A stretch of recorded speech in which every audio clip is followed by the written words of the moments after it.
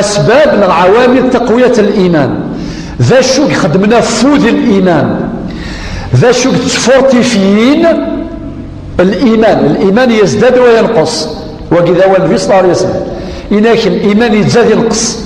أكل مثلا ما يثمثل مرة تعيشين لك لحظات الإيمان القوي ولحظات الإيمان الضعيف، ضعف الإيمان. زريماني كل يوم يسعى الترمومتر، يسعى المقياس، ما تفضل الإيمان يزداد الورش ما شاء الله. فظليت ذي الوقت الفجر تبدا تسوي عار ثورة ماشي مش الشتوى، ثورة داثا ونفذو ألور الفجر في 3:30 في 4 في 4:10.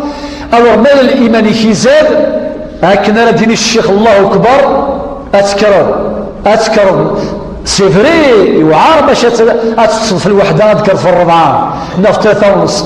ولكن الإيمان إذا انت اش يخدم نفوذ اش يخدم القوة أتلبيغ النداء الأذان.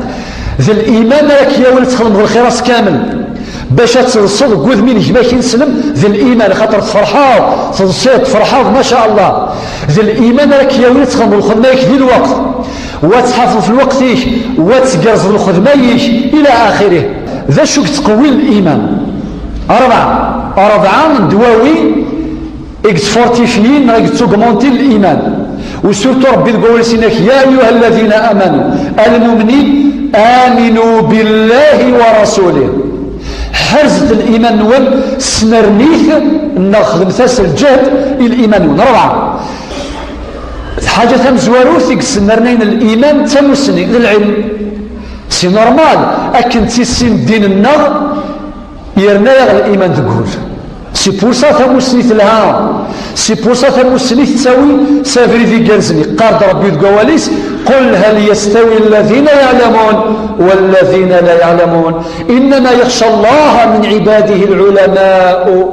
أتصل لا فتصل الأحاديث أن ربي ذنفي سفهمنا غد باللي العلم ثمسني لو سافوار يعني بشكل مطلق العلم كامل يرنو ياخذ الإيمان. هذا السبات السناث العمل الصالح أكل الطاعات جرب كما يجمع مرة تخدمه الخدمة يقرزن الخدمة يسعى الفايدة تفضل الفنة تقوليك أكن تتفضل الفنة الإيمان يتزاد أتعيوض يوم دا زوالي نغتجات نغوجيل مثل تعاون بالفرحا كشات فرحا وربي فرح أكثر. الإيمان يتزاد قوليك العمل الصالح يرنوذ الإيمان. وثلاثة الذكر العبد مور يغفي لها إناد النبي عليه الصلاة والسلام يواس إناد جددوا إيمانكم أرنوث الإيمان والنغفرتي فيه الإيمان سواشو إناياس أدقارم لا إله إلا الله لا إله إلا الله يعني الذكر العبد ما يذكر ربي سبحانه أما التسبيح سبحان الله الحمد لله لا إله إلا الله الله أكبر. الذكر يرنو الإيمان يخدم القوة الإيمان. ويصير 4 الفكر.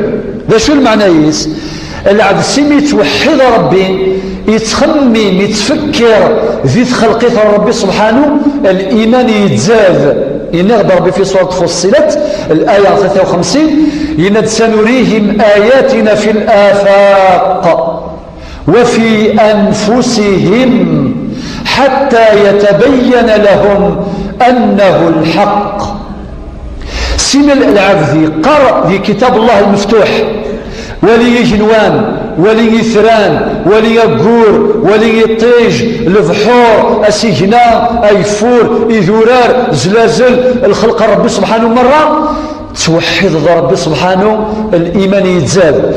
ولا قرأوا مثلا اللي تعيش ذي الدنيا بلا ما يولان بلا ما يبي العبرة إلى يعتبر كيما لسكن دينا ربي القرآن الكريم مثلا في سورة الذاريات إندوا في أنفسكم أفلا تبصرون ولثمنون ولإيمانك أتوحد ربي وذي زاد الإيمانك ربي سبحانه عز وجل.